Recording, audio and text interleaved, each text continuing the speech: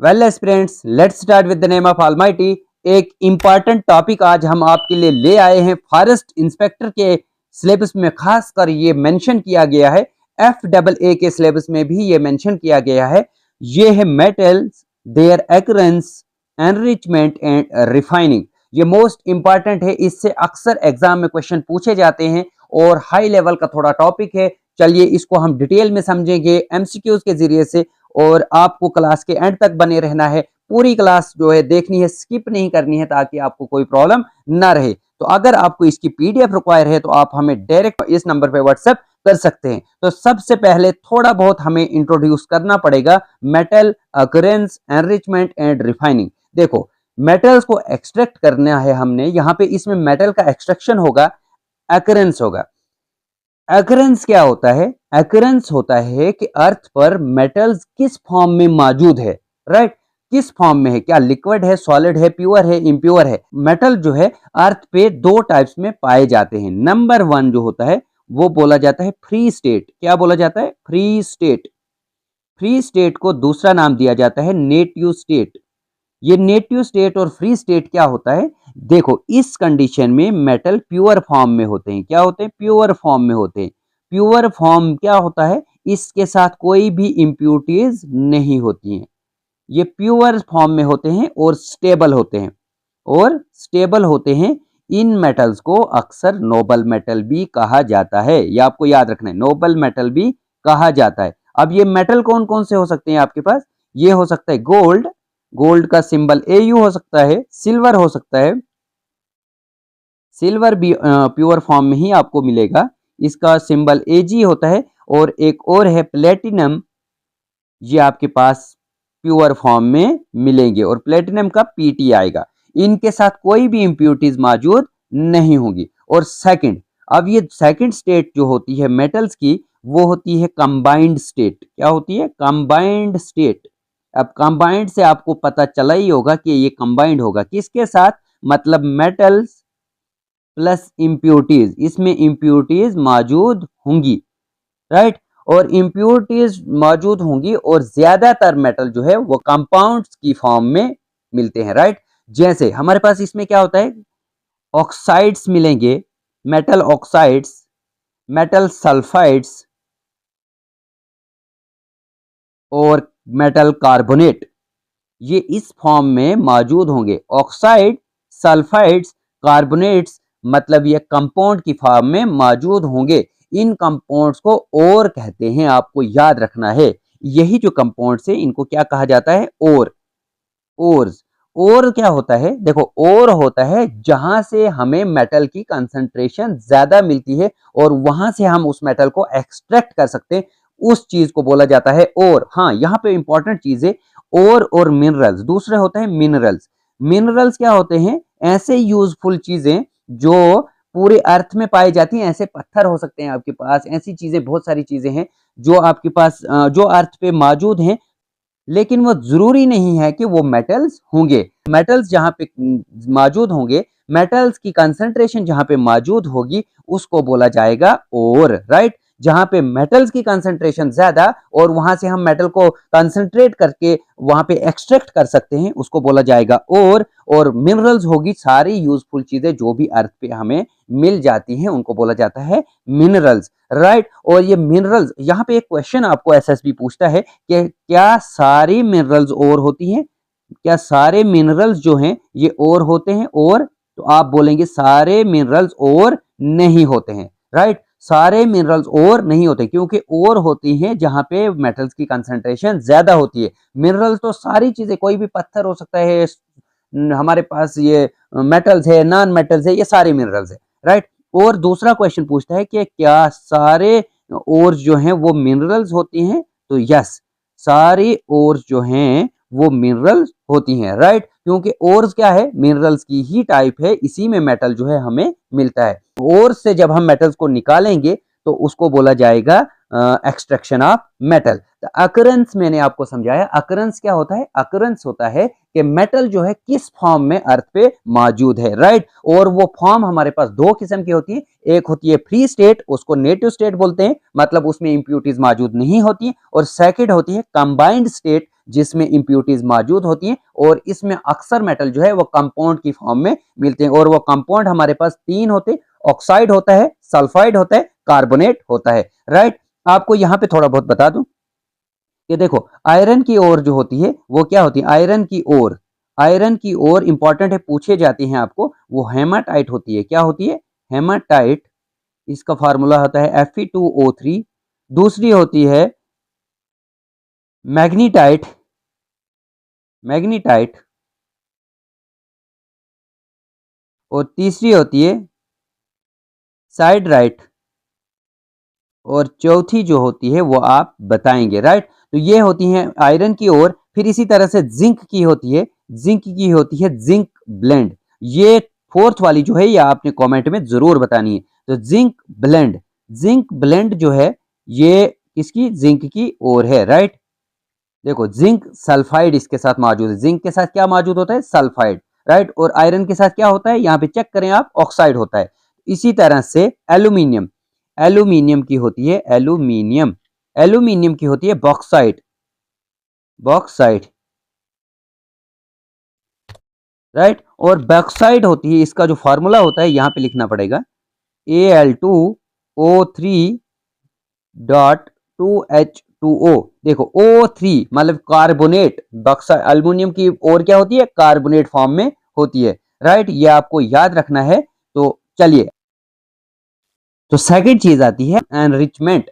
Enrichment क्या होता है? एनरिचमेंट का मतलब होता है ओर को साफ करना, बिल्कुल प्योर करना। अब ये प्योर कैसे किया जाता है? इससे बेकार चीजें, इंप्यूरिटीज को हटाना पड़ता है। जब भी इंप्यूरिटीज को हटाया जाएगा तो मेटल क्या हो जाएगा? कंसंट्रेट हो जाएगा, और हमें कंसंट्रेटेड फॉर्म में मिलेगा, मतलब प्योर फॉर्म में मिलेगा, राइट। तो एनरिचमेंट ऑफ ओर, ये इसका मतलब होता है कि जो भी इसके साथ गैंगे होते हैं, मतलब जो भी इंप्यूरिटीज, गैंगे बोलते हैं उसको, इंप्यूरिटीज को क्या बोला जाता है? गैंग भी बोला जाता है, गैंगे भी बोला जाता है। पत्थर, सैंड वगैरह एटसेट्रा, जो भी चीजें उसके साथ चिपकी होती हैं उसको निकाल देना, तो उसी को बोला जाता है एनरिचमेंट करना। इसकी सफाई की जाती है, मतलब ओर की। तो उसके मेथड्स होते हैं हमारे पास, बहुत सारे मेथड्स होते हैं एनरिचमेंट करने के। एनरिचमेंट करने के हम हाथ से कर सकते हैं। हैंड पिकिंग होती है नंबर 1, हैंड पिकिंग, ये आपको याद रखना है मेथड्स। नंबर 2 आपके पास आता है हाइड्रोलिक वॉशिंग, धो के कर सकते हैं हम, हाइड्रोलिक वॉशिंग। नंबर 3 आपके पास आता है मैग्नेटिक सेपरेशन, मैग्नेटिक सेपरेशन। अगर आयरन को निकाल रहे हैं, निकल को निकाल रहे हैं आप, तो मैग्नेट के जरिए से उसको सेपरेट कर सकते हैं। और फोर्थ होता है froth flotation, froth flotation, froth flotation. यहां पे लिख देता हूं, froth flotation, froth flotation, right. ये 4 मेथड फिलहाल आपको याद रखने हैं। आगे और भी मेथड, बहुत सारे मेथड आपको इस एमसीक्यूज में मैं आपको समझाऊंगा। तो यहाँ पे आपको ये वाले सबसे पहले याद रखना। हैंड पिकिंग, आप हाथ से जो है मेटल को उठा के, मतलब पिक करके आपको सेपरेट कर सकते हैं। हाइड्रोलिक प्रेशर वॉशिंग से, हाइड्रोलिक प्रेशर डाल के वॉशिंग करके उसको सेपरेट कर सकते हैं। फिर मैग्नेट से आप जो है मैग्नेट सेपरेशन, उसको अट्रैक्ट या रिपेल करके जो है वो आप सेपरेट कर सकते हैं। फिर फ्रॉथ फ्लोटेशन, ये फ्रॉथ फ्लोटेशन क्या होता है? देखो, इस कंडीशन में पूरी ओर को जो है वो क्रश किया जाता है, तोड़ दिया जाता है, पाउडर फॉर्म में लाया जाता है। पाउडर फॉर्म में लाने के बाद उसको क्या किया जाता है? उसको किसी सॉल्यूशन में डाल दिया जाता है। उस सॉल्यूशन के बेस पे जो फ्रॉथ, मेटल का जो लाइटर पार्ट होता है, जो मतलब लेस डेंस होते हैं, वो उसका फ्रॉथ बन जाता है, ऊपर से झाग बन जाती है सॉलिड किस्म की, और वो उसको हम सेपरेट कर देते हैं। और जो गैंग जो होता है उसकी डेंसिटी ज्यादा होती है, वो नीचे जो है सोल्यूशन में बैठ जाती है, और ऊपर से फ्रॉथ को हम साइड करके प्योर कर देते हैं, राइट। चलिए, नेक्स्ट होता है रिफाइनिंग। रिफाइनिंग क्या होता है? देखो, रिफाइनिंग होता है मेटल को प्योरेस्ट फॉर्म में लाना, 100% प्योर करना। कितना? 100%। गोल्ड है, सिल्वर है, प्लेटिनम है, ये रिफाइंड होते हैं। और दूसरी चीजें जो है, हम प्योर मेटल जब निकालेंगे, देखो एनरिचमेंट में हमें फुली प्योर नहीं होंगे, उसमें कुछ न कुछ जो है वो गैंग या इंप्यूरिटीज लगी होगी। उस कंडीशन में जब हमने उसको एक्सट्रैक्ट किया, इंप्योरिटीज और से एक्सट्रैक्ट किया मेटल्स को, उसके बाद क्या होता है कि हम उसको या तो इलेक्ट्रोलिसिस करते हैं, या तो इलेक्ट्रोलाइटिक प्रोसेस से हम उसको जो है वो प्योर करते हैं, या दूसरे बहुत सारे प्रोसेस होते हैं उनसे हम उसको प्योर कर देते हैं। मतलब 100% प्योर करना, उसी को बोला जाता है रिफाइनिंग। चले विदाउट वेस्टिंग द टाइम हम स्टार्ट करते हैं आज के क्वेश्चन, और ये है सबसे पहला question. In the extraction of copper from its sulphide ore, जब भी कॉपर को एक्सट्रैक्ट किया जाता है उसकी सल्फाइड ओर से, तो द मेटल इज फॉर्म्ड, और जो मेटल बन जाता है by the reduction of copper, copper oxide के रिडक्शन, कॉपर ऑक्साइड जो है रिडक्शन करता है किसके साथ, ताकि हमें मेटल मिल जाए। क्या कॉपर ऑक्साइड जो है वो रिएक्ट करेगा आयरन सल्फाइड के साथ, या फिर कार्बन मोनोऑक्साइड के साथ, या फिर कॉपर सल्फाइड के साथ, या फिर सल्फर डाइऑक्साइड के साथ। तो इसका राइट आंसर है कॉपर सल्फाइड। कॉपर सल्फाइड और कॉपर ऑक्साइड ये दोनों ओर इसी की है, कॉपर की ही ओर है। ये देखो कॉपर ऑक्साइड जो है, ये कॉपर ऑक्साइड जब किसके साथ, ये कॉपर सल्फाइड के साथ, ये आपस में ही क्या करेंगे, ये आपस में ही रिएक्ट करते हैं। आपने याद रखना है ये आपस में ही, ये दोनों इसी की ओर हैं, और ये इंटरनल रिएक्शन करते हैं, और एक दूसरे को क्या करते हैं, एक दूसरे को रिड्यूस करते हैं। क्या करते हैं, एक दूसरे को रिड्यूस कर देते हैं और फॉर्म करते हैं कॉपर, और हमें क्या देते हैं, प्योर कॉपर हमें मिल जाता है। ये एक दूसरे को रिड्यूस करते हैं, इनको बाहर एक्सटर्नल रिड्यूसिंग एजेंट की जरूरत नहीं पड़ती है कॉपर मेटल बनाने के लिए। ये आपको याद रखना है, और इसको बोला जाता है सेल्फ रिडक्शन। क्या बोला जाता है, सेल्फ रिडक्शन। जब और जो है अंदर ही अंदर रिड्यूस हो जाए, उसको एक्सटर्नल किसी रिड्यूसिंग एजेंट की जरूरत ना हो, उसी को बोला जाता है सेल्फ रिडक्शन। यहाँ पे कॉपर ऑक्साइड और कॉपर सल्फाइड दोनों क्या है, कॉपर की ही ओर हैं, और ये आपस में ही क्या कर रही हैं, इंटरनल रिडक्शन कर रही हैं आपस में, इसीलिए इसको बोला जाता है सेल्फ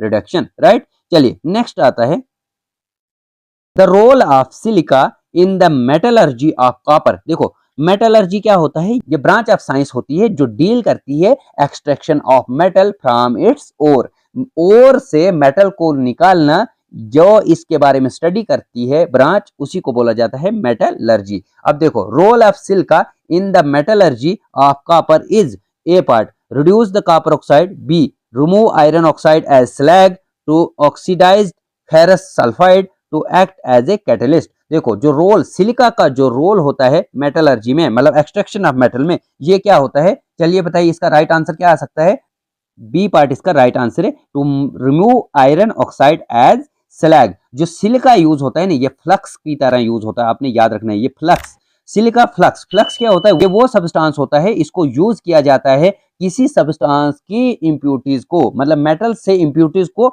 निकालने के लिए यूज किया जाता है। जो चीज मेटल्स की इंप्यूरिटीज को निकालने के लिए यूज किया जाता है उसको बोला जाता है फ्लक्स। और यहाँ पे सिलिका फ्लक्स यूज हो रहा है, silica as a flux use हो रहा है, और ये क्या कर रहा है, ये रिमूव कर रहा है आयरन ऑक्साइड एज स्लैग। अब ये स्लैग क्या होता है, देखो जब आयरन के साथ जो इंप्यूरिटीज मौजूद होंगी, तो सिलिका उस इंप्यूरिटीज के साथ मिल जाएगा, मतलब रिएक्ट करेगा और उस इंप्यूरिटीज को अपनी साइड खींच लेगा, आयरन को प्योर कर देगा। तो वो जो सिलिका प्लस इंप्यूरिटीज बन जाती हैं उसी को बोला जाता है स्लैग। राइट, अब स्लैग भी यहां से आपको क्लियर हो गया। स्लैग क्या होता है, स्लैग हो गया flux plus impurities, that is called slag. And what is flux, flux is those substance which are used to remove the impurities from the metals or ore. Right, चलिए ये भी आपको क्लियर हो गया होगा।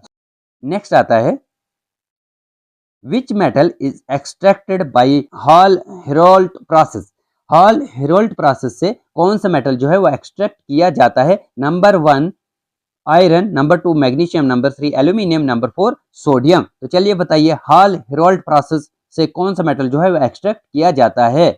इसका राइट आंसर है aluminium. Aluminium Hall-Héroult process से एक्सट्रैक्ट किया जाता है। अब ये हॉल-हेरोल्ट प्रोसेस क्या होता है, देखो हॉल-हेरोल्ट प्रोसेस जो है, क्योंकि जेके एसएसबी अब थोड़ा टफ हो गया है, थोड़ा हार्ड लेवल के क्वेश्चन पूछना स्टार्ट कर गया है, तो यहाँ पे हर एक जो मेथड है आपको समझाया जाएगा। तो हॉल-हेरोल्ट प्रोसेस क्या होता है, इसमें क्या होता है, एल्युमिनियम निकाला जाता है, और इसमें एल्युमिनियम को याद रखना, एल्युमिनियम ऑक्साइड, एल्यूमिनियम और जो है उसकी कौन सी और होती है, Al2O3। एल्यूमिनियम ऑक्साइड को क्या किया जाता है, किसी मोल्टन क्रियोलाइट, आपने याद रखना है क्रियोलाइट। क्रियोलाइट क्या होता है, ऐसा सॉल्यूशन जो इजिली करंट को पास कर दे, बिजली को पास कर दे, उसी को बोला जाता है क्रियोलाइट। और ये मोल्टन होता है, मतलब आप समझ लो ये लिक्विड फॉर्म में होता है। इस क्रियोलाइट में जब हम अल्युमिनियम ऑक्साइड को डाल देते हैं तो फिर उस क्रियोलाइट में क्या कर देते हैं, ये मोल्टन स्टेट में तो इसमें से बिजली को पास करा देते हैं। क्या करा देते हैं? बिजली को पास करा देते हैं। तो वो क्या करता है, वो इलेक्ट्रिसिटी पास करने से ये जो इम्प्योरिटीज होती हैं वो एक साइड हो जाती हैं और प्योर मेटल जो है वो दूसरी साइड हो जाता है। इसकी वजह से इलेक्ट्रोलिसिस की वजह से इलेक्ट्रिसिटी को पास करने की वजह से इम्प्योरिटीज जो है वो एनोड पे मिलेंगी और जो प्योर मेटल होगा वो कहाँ पे मिलेगा? कैथोड पे मिलेगा। तो मींस कैथोड पे हमें क्या मिलेगा? कैथोड पे एल्यूमिनियम मिलेगा और एनोड पे हमें इम्प्योरिटीज मिलेगी या फिर स्लैग हमें मिलेगा, या उसको बोलते हैं हम एनोड मड। क्या बोलते हैं उसको? Anode mud. एनोड मड क्या है? वो इम्प्योरिटीज जो इलेक्ट्रोलिसिस करते वक्त हमें एनोड पे मिल जाती हैं, उसी को बोलते हैं एनोड मड, या फिर बोला जाता है इम्प्योरिटीज है। और प्योर जो मेटल हमें मिलेगा वो कहाँ मिलता है? कैथोड पे मिलता है। ये क्यों मिलता है? ये इसलिए क्योंकि मेटल पे पॉजिटिव चार्ज होता है और कैथोड पे नेगेटिव चार्ज होता है, राइट। तो क्रियोलाइट वो मोल्टन सब्सटेंस होता है जिसमें इलेक्ट्रिसिटी पास होती है और उसमें हम दूसरे मेटल्स ऑक्साइड को डाल देते हैं ताकि उसको मेटल को प्योर किया जाए, और इस पूरे प्रोसेस को बोला जाता है हॉल हेरोल्ड प्रोसेस, और ये यूज होता है एल्यूमिनियम के लिए, राइट। ये समझ आया होगा, होप। अगर समझ आया है तो चलिए शेयर कीजिए, सब्सक्राइब कीजिए और लाइक करना ना भूलिए। नेक्स्ट क्वेश्चन आता है, calamine and siderite are carbonate ore of which metal respectively. तो कैलानाइट किसकी ओर है और साइडराइट किसकी ओर है? तो कैलानाइट आपके पास और क्या? जिंक और कॉपर, जिंक और आयरन, एल्युमिनियम और आयरन, कॉपर और आयरन। देखो कैलामाइट जो होती है वो आपकी ओर होती है जिंक की। किसकी? जिंक की। और साइडराइट जो होती है ये होती है आयरन की। तो which answer is right? B is right answer. Calamine is for zinc and siderite is for iron, right. चलिए next. During the extraction of iron, जब आयरन को एक्सट्रैक्ट किया जाता है, the charge added to the blast furnace contains. देखो जब iron को extract किया जाता है उस टाइम पे कोई चार्ज यूज होता है, वो ब्लास्ट फर्नास में जब चार्ज यूज होता है तो वो क्या यूज होता है? अब ये ब्लास्ट फर्नास क्या होता है? देखो ये ब्लास्ट फर्नास एक बहुत बड़ी भट्टी होती है जिसमें मेटल्स को पिघलाया जाता है। तो आयरन को पिघलाया जाता है ताकि उसको प्योर फॉर्म में ले आए, तो ब्लास्ट फर्नास उसी को बोला जाता है। तो बताइए कौन सा चार्ज यूज हो रहा है यहाँ पर? तो यहाँ पे जो राइट आंसर है वो क्या है? और है लाइमस्टोन है, कोक है, और है सिलिका है, कोक है, और है स्लैग है, कोक है, या फिर और है लाइमस्टोन है, या फिर सिलिका है। आयरन एक्सट्रैक्ट करने के लिए ब्लास्ट फर्नास में जो चार्ज यूज होते हैं वो तीन चीजें डाली जाती हैं उसमें। याद रखना है आपने, कितनी चीजें? तीन चीजें उसमें डाली जाती हैं। नंबर वन आपके पास क्या होगा? और होगी। नंबर वन और को हम ब्लास्ट फर्नास में मतलब ऐड किया जाएगा। फिर उसके बाद दूसरी चीज आपके पास होती है कोक। क्या होती है? कोक।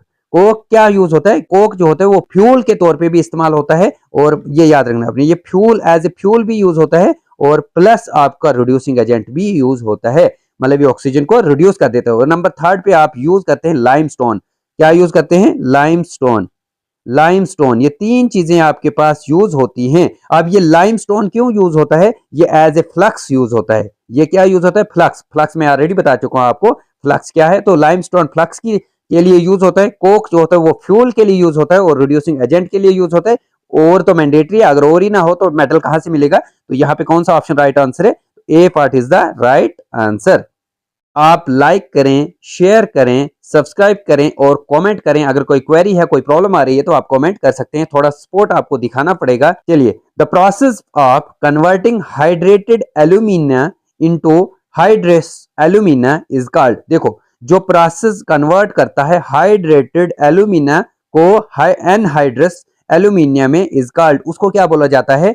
चलिए बताइए, क्या उसको रोस्टिंग बोला जाता है, स्मेल्टिंग बोला जाता है, कैल्सिनेशन बोला जाता है, या फिर ड्रेसिंग बोला जाता है? तो जब हाइड्रेटेड एल्यूमिनिया को एनहाइड्रस एल्यूमिनिया में कन्वर्ट किया जाता है तो उसको बोला जाता है calcination. C part is the right answer. देखो कैल्सिनेशन क्या होता है? कैल्सिनेशन होता है ओर को हीट करना। क्या करना है? Heating ore in the absence of air. Absence of air में जब ओर को हीट किया जाता है उसको बोला जाता है कैल्सिनेशन। और रोस्टिंग क्या होता है? रोस्टिंग होता है ओर को हीट करना, ओर को हीट करना in the presence of air. ये आपको याद रखना है। स्मेल्टिंग क्या होता है? स्मेल्टिंग होता है आपके पास जब ओर को पिघलाया जाएगा, क्या किया जाएगा, पिघलाया जाता है, उसको बोला जाता है स्मेल्टिंग। ये मेथड है मेटल को प्योर करने का। नेक्स्ट आता है in froth flotation the role of depressant is to, depressant का रोल क्या होता है, देखो फ्रॉस्ट फ्लोटेशन में डिफ्रेजेंट का रोल क्या होता है, तो डिफ्रेजेंट कुछ मिनरल्स को फ्रॉथ में आने से रोकता है, आपने याद रखना है ये। फ्रॉथ क्या होता है, फ्रॉथ जो है देखो, फ्रॉथ यहाँ पे समझाया जाएगा आपको। फ्रॉथ, फ्रॉथ होता है मतलब झाग बनना, समझ लो आप, झाग बन जाना, उस झाग को बोला जाता है फ्रॉथ। तो ऊपर जब मेटल्स को हम क्या करते हैं, किसी मोल्टन स्टेट में डाल देते हैं, तो उसमें क्या होता है, सारे मिनरल्स ऊपर आ जाएंगे तो वो प्योर नहीं होगा, इसीलिए डिप्रेजेंट होता है, वो उसको कुछ मिनरल्स को नीचे ही रोक देता है, ऊपर फ्रॉथ में आने नहीं देता है। तो ये क्या करे, इसका आंसर क्या आ सकता है, प्रिवेंट सर्टेन, क्या आंसर आ सकता है इसका, क्या इंक्रीज द फ्रॉस्ट स्टेबिलिटी, या prevent certain sulphide ore from coming into froth, या make the ore particle water repellent, या फिर reduce the surface tension of water. तो बी पार्ट मुझे लगता है बिल्कुल राइट आंसर है। डिप्रेजेंट क्या काम करता है, ये प्रिवेंट करता है सल्फाइड ओर में from coming into certain sulphide ore from coming into the froth, froth में आने से सल्फाइड ओर्स को रोक देता है, मतलब कुछ इंप्योरिटीज को, कुछ मिनरल्स को फ्रॉथ में आने नहीं देता है। ये आपको याद रखना है। ये किस में यूज होता है, ये होता है फ्रॉथ फ्लोटेशन में। चलिए नेक्स्ट जो आता है the collectors used in froth flotation are, जो कलेक्टर्स यूज होते हैं फ्रॉस्ट फ्लोटेशन में वो क्या यूज होते हैं, ए पार्ट पाइन ऑयल और जेंथेट्स, नंबर 2 रिसल और एनिलाइन, नंबर 3 सोडियम साइनाइड, या फिर नंबर 4 वाटर। तो यहाँ पे जो राइट आंसर है वो है जेंथेट, पाइन ऑयल और xanthate, A part is the right answer. यही कलेक्ट होता है फ्रॉस्ट फ्लोटेशन में ताकि मिनरल्स को कलेक्ट किया जाए, या आपने याद रखना है, इससे सल्फाइड और फ्रॉथ के साथ ऊपर आ जाता है, जो भी सल्फाइड और होगी वो फ्रॉथ के साथ ऊपर आ जाती है।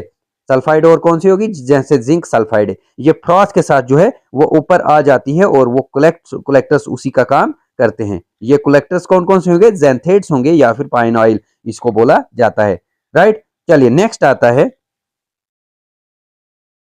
Gravity separation hydraulic washing is most effective when, देखो ग्रेविटी सेपरेशन मतलब ग्रेविटी आप काम कर रही है सेपरेशन के लिए, ये कब इफेक्टिव होती है, क्या और इस जब और मैग्नेटिक होती है, या फिर the ore and gangue have different chemical properties, या फिर नंबर सेकंड जो थर्ड जो आता है the ore is much heavier than the gangue, या फिर the ore is soluble in solvent. तो ग्रेविटी सेपरेशन कब यूज होता है, तो ग्रेविटी सेपरेशन देखो इस मेथड में पता क्या होता है, इस मेथड में हैवी और ये याद रखें आप, ये फॉर एग्जांपल यहाँ पे आपने क्या डाल दिया, और को डाल दिया, हैवी और जो है वो नीचे बैठ जाती है क्योंकि उसकी डेंसिटी क्या होती है, ज्यादा हो जाती है। हैवी और जो है नीचे बैठ जाते हैं, और हल्की इंप्योरिटीज है गैंग, इंप्योरिटीज को क्या बोला जाता है, गैंग। तो ये जो गैंग है ये ऊपर आ जाती है, तो उस कंडीशन में आप मेटल्स को सेपरेट कर सकते हैं। तो इसमें क्या क्या ऑप्शन राइट हो सकता है, क्या ओर इज मैग्नेटिक या ore is much heavier than gangue, तो ore is much heavier than gangue, C part is right answer. जब ओर जो है नीचे जो है सेटल हो जाती है और गैंग जो इंप्योरिटीज है वो ऊपर आ जाती है, उसी उसी वही जो प्रोसेस होता है, वही प्रोसेस होता है ग्रेविटी सेपरेशन का या फिर हाइड्रोलिक वॉशिंग का, राइट। नेक्स्ट आता है which of the following is concentrated by Bayer's process, Bayer's process से किस चीज को कंसंट्रेट किया जाता है। चलिए सबसे पहले बताइए, ए पार्ट है, बी पार्ट है, सी पार्ट है, या फिर डी पार्ट है, किस चीज को इसमें से जो है वो कंसंट्रेट किया जाता है। बायर्स प्रोसेस होता है जब बॉक्साइट, ये बी पार्ट इसका राइट आंसर। और बॉक्साइट किसकी ओर होती है, बॉक्साइट होती है एल्यूमिनियम की ओर। तो आप बोलेंगे ओर ऑफ एल्यूमिनियम प्लस, इसमें क्या कर देते हैं हम, रिएक्शन करवा देते हैं सोडियम हाइड्रो ऑक्साइड के साथ। याद रखना है आपने, जब भी बॉक्साइट को रिएक्ट करवाते हैं सोडियम हाइड्रो ऑक्साइड के साथ तो यहाँ पे एक सोल्यूशन बन जाता है, और उस सोल्यूशन का नाम होता है एल्यूमिनेट सोल्यूशन। क्या नाम होता है उसका, एल्यूमिनेट सोल्यूशन। फिर एल्यूमिनेट सोल्यूशन से क्या हो जाता है, आपने याद रखना है, मोस्ट इंपॉर्टेंट है, एल्यूमिनिया प्रेसिपिटेट करता है, एल्यूमिनिया जो है वो प्रेसिपिटेट करता है, और प्रेसिपिटेशन के बाद हमें एल्यूमिनियम जो है वो प्योर फॉर्म में मिल जाता है, ये आपको याद रखना है। ये इस पूरे प्रोसेस को बोला जाता है बायर्स प्रोसेस, और ये यूज होता है एल्यूमिनियम को एक्सट्रैक्ट करने के लिए, और एल्यूमिनियम की ओर है बॉक्साइट, ये बॉक्साइट ओर से हम एल्यूमिनियम को एक्सट्रैक्ट करते हैं इस प्रोसेस से, राइट। चलिए next, the method use to concentrate tin stone SnO containing wolframite FeWO4 is, देखो एक मेथड है जो टिन स्टोन को कंसंट्रेट करने के लिए यूज होता है, जिसमें क्या होता है वोल्फ्रामेट इंप्यूरिटीज मौजूद होती हैं। तो ये टिन स्टोन को कंसंट्रेट करने के लिए कौन सा मेथड यूज होता है? या मैग्नेटिक सेपरेशन होता है, या फ्रॉस्ट फ्लोटेशन होता है, या लीचिंग होता है, या फिर रोस्टिंग होता है? तो आपको याद रखना है इसमें होता है मैग्नेटिक सेपरेशन। क्या होता है? Magnetic separation. मैग्नेटिक सेपरेशन से क्या होता है? मैग्नेटिक सेपरेशन से ये वोल्फ्रामाइट में क्या है? आयरन है, तो ये क्या है? मैग्नेट के साथ चिपक जाता है। ये इंप्यूरिटीज है ना, वोल्फ्रामाइट इंप्यूरिटीज है, किसके साथ लगी है? टिन स्टोन के साथ इंप्यूरिटीज लगी है। तो ये वोल्फ्रामाइट किसके साथ? मैग्नेट के साथ चिपक जाएंगी, मैग्नेट इनको अट्रैक्ट करेगा, और पीछे जो हमारे पास बचेगा वो प्योर फॉर्म में टिन स्टोन बचेगा। तो यही यूज होता है magnetic separation method, tin stone को सेपरेट कंसंट्रेट करने में, राइट। और नेक्स्ट फ्रॉस्ट फ्लोटेशन तो मैंने आपको समझा दिया है। लीचिंग क्या होता है? देखो लीचिंग भी एक मेथड होता है। तो लीचिंग कौन सा मेथड होता है? जब कोई केमिकल यूज होता है, केमिकल यूज होता है किसको? मेटल को एक्सट्रैक्ट करने के लिए, मेटल को प्योर फॉर्म में लाने के लिए, मेटल की कंसंट्रेशन को इंक्रीज करने के लिए लीचिंग का मेथड जो है वो इस्तेमाल किया जाता है। और लीचिंग है कोई केमिकल यूज किया जाता है, उसी प्रोसेस को बोला जाता है लीचिंग, राइट। तो चलिए यहाँ पे नेक्स्ट आता है the mineral from which metal can be extracted economically is called. देखो ऐसे मिनरल जहां से मेटल को एक्सट्रैक्ट किया जाता है और वो इकोनॉमिकली यूजफुल होता है, उस मिनरल्स को क्या बोला जाता है? क्या मिनरल बोला जाता है उसको, या फिर गैंग बोला जाता है, या फिर ओर बोला जाता है, या फिर फ्लक्स बोला जाता है? देखो ऐसे मिनरल्स जहां से हम मेटल को एक्सट्रैक्ट करते हैं और वो इकोनॉमिकली यूजफुल होते हैं, उन मिनरल्स को बोला जाता है और। क्या बोला जाता है? और। मेटल्स को एक्सट्रैक्ट जहां से करते हैं तो क्या बोला जाता है उसको? और, राइट। और गैंगे होती है हमारे पास इंप्यूरिटीज। गैंगे क्या होती है? इंप्यूरिटीज प्रेजेंट इन द और, राइट। और मिनरल्स होती हैं ओवरऑल चीजें जो भी अर्थ पे यूजफुल चीजें हैं या नॉन यूजफुल है, वो सारी चीजें मिनरल्स कहलाती हैं। और फ्लक्स होती हैं। फ्लक्स क्या होता है? फ्लक्स मैंने आपको पहले बता दिया फ्लक्स क्या होता है। चलिए नेक्स्ट, यहाँ पे थोड़ा सा इंपॉर्टेंट चीज है, all ores are minerals but not all minerals are ore, पहले आपको समझाया गया है। नेक्स्ट आता है which metal does not exist in combined state. देखो कौन सा मेटल जो है वो कंबाइंड स्टेट में नहीं है। पहले ही मैंने आपको दो स्टेट समझा दी हैं, एक कंबाइंड स्टेट और एक नेटिव स्टेट। तो यहाँ पे बताइए अल्युमिनियम है, आयरन है, प्लेटिनम है, या फिर जिंक है? तो इसका राइट आंसर क्या है? प्लेटिनम। प्लेटिनम जो है वो कंबाइंड स्टेट में नहीं है, वो किस स्टेट में है? वो है नेटिव स्टेट में, या फिर नेटिव स्टेट या फिर फ्री स्टेट। नेटिव और फ्री स्टेट मतलब इसके साथ इंप्यूरिटीज मौजूद नहीं होती हैं, बाकी इन तीनों के साथ इंप्यूरिटीज मौजूद होती हैं, राइट। चलिए नेक्स्ट, इसको प्लेटिनम, गोल्ड और सिल्वर, इनको नोबल मेटल भी कहा जाता है, आपको याद रखना है। The common impurities present in bauxite और इज, जो कॉमन इंप्यूरिटीज होती हैं बॉक्साइट और में वो कौन सी होती हैं? चलिए बताइए। SiO2 होती हैं, Fe2O3 होती हैं, या TiO3 होती हैं, TiO2 होती हैं, या फिर ऑल ऑफ द अबो? तो आपको याद रखना है जो बॉक्साइट और में इंप्यूरिटीज मौजूद होती हैं वो ये सारी की सारी इंप्यूरिटीज मौजूद होती हैं, आपको याद रखना है। बॉक्साइट और में ये सारी की सारी इंप्यूरिटीज मौजूद होती हैं। देखो ये सिलिका भी हो, SiO2 क्या बोलते हैं इसको? सिलिका बोलते हैं। Fe2O3 क्या बोलते हैं इसको? आयरन ऑक्साइड जो रस्ट होता है, आयरन ऑक्साइड वो भी मौजूद होता है। और नंबर 3 जो है ये TiO2 क्या बोलते हैं इसको? Titanium oxide. टाइटेनियम ऑक्साइड, ये तीनों चीजें बॉक्साइड और में इंप्यूरिटीज मौजूद होती हैं। तो all of the above is the right answer.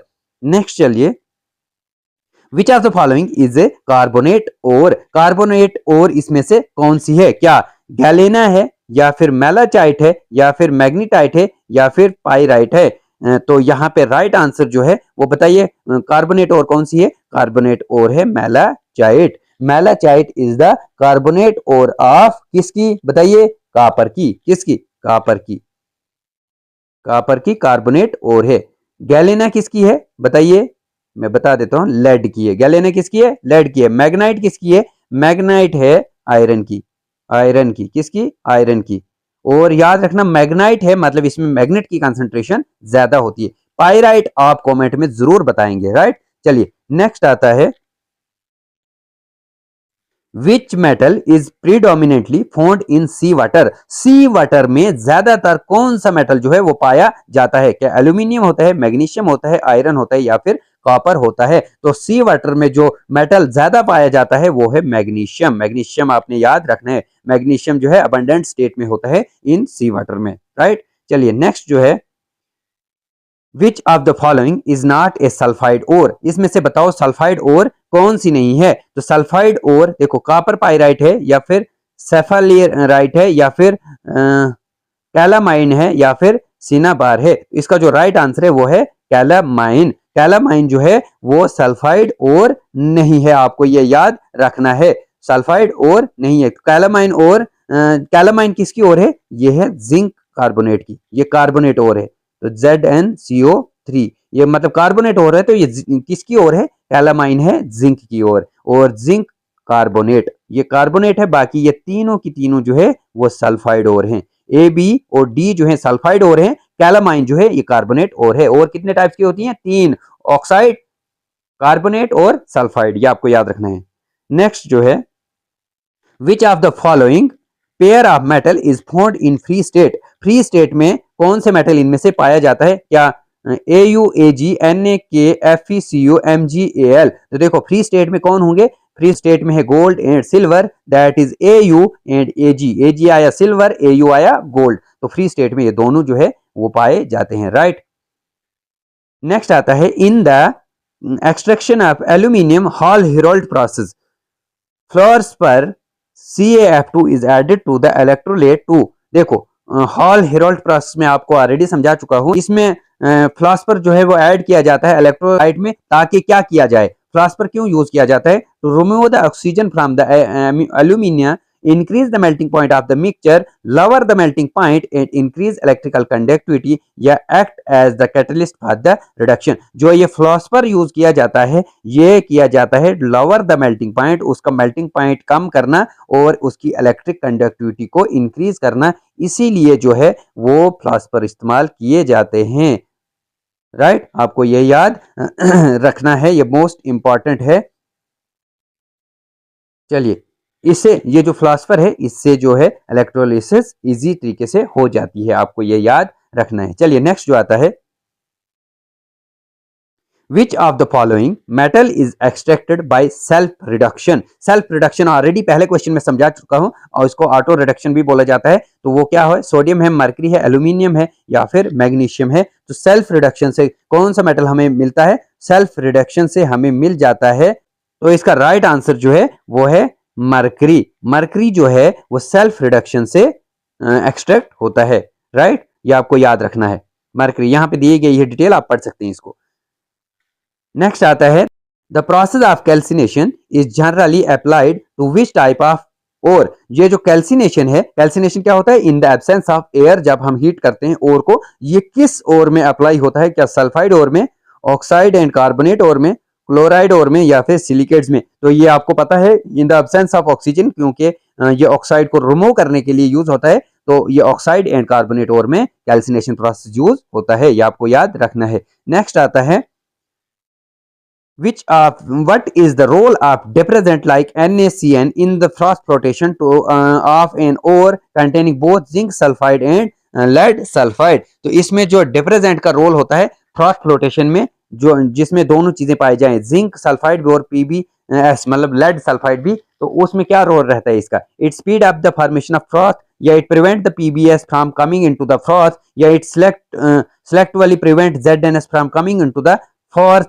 या फिर डिसॉल्व द गैंग कपलेट। देखो मैंने क्या बताया था, डिप्रेजेंट क्या करता है? रोक देता है फ्रॉथ में वो चीजें, वो मतलब वो मेटल या वो मिनरल्स आने से। तो यहाँ पे क्या करेगा? ये प्रिवेंट करेगा, it prevent.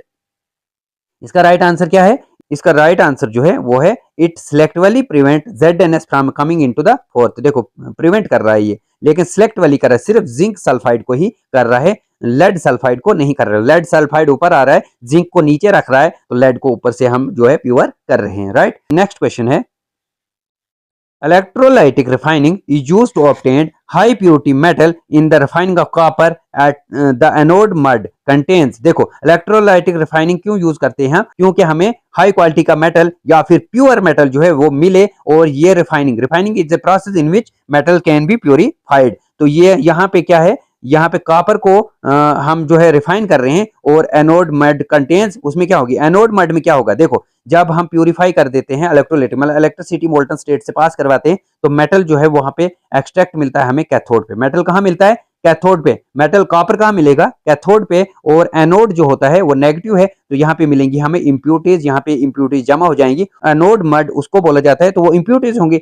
Soluble impurities like zinc, B part है बेसिक कॉपर कार्बोनेट, या noble metal like gold and silver, या फिर प्योर कॉपर क्रिस्टल। देखो कॉपर को जब हम एक्सट्रैक्ट करते हैं तो कॉपर तो यहाँ मिल गया, हो सकता है हमें यहाँ तो इंप्यूरिटीज मिली, लेकिन दूसरी चीज आपको याद रखना है, यहाँ पे आपको जो एनोड मड में है वहां पे नोबल मेटल भी आपको मिल सकते हैं। ये गोल्ड एंड कॉपर, ये इंपॉर्टेंट है, मोस्ट इंपॉर्टेंट, इस पूरे सेशन का इंपॉर्टेंट क्वेश्चन है, क्योंकि यहाँ पे धोखा खा सकते हैं आप बोलेंगे ये मेटल है, ये इंप्यूरिटीज में नहीं आएंगी, लेकिन ये इंप्यूरिटीज में आपके पास वहां पे आ जाएंगी जब आप कॉपर को क्या करेंगे, इलेक्ट्रोलेट करेंगे, और कॉपर आपको कैथोड पे मिलेगा। और यहाँ जो नीचे जमा हो जाएंगे मेटल, क्योंकि ये रिएक्शन नहीं शो करेंगे, इसलिए यह मड में यहाँ पे मिल जाएंगे हमें गोल्ड एंड सिल्वर। यह आपको याद रखना है, और ये मोस्ट इंपॉर्टेंट है आपके एग्जाम पॉइंट ऑफ व्यू से, राइट। चलिए नेक्स्ट, क्लास काफी लंबी हो चुकी है, अभी बहुत सारे एमसीक्यूज हमारे पास इंपॉर्टेंट बचे हैं, और ये काफी मुश्किल हो जाएगा कवर करना, इसलिए इस क्लास को हम यही करते हैं दी एंड।